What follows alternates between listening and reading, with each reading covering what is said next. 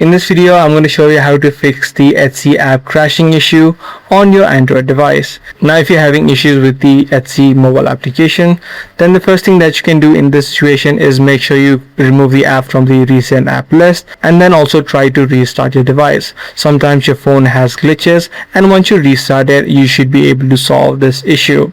But however, if the issue still persists, the second thing that you can try out is try to clear the app cache of the Etsy app. So just tap and hold the app of Etsy, head over to this eye icon. Once you're inside of the settings page, head over to storage and then tap on the clear cache option. Once you complete this, what you can also try out is try to look for updates available on the platform. So head over to the Play Store, search for Etsy, and if you do see new updates available, you can just tap on the update button. Updating applications help to solve any sort of bugs which may be causing this issue.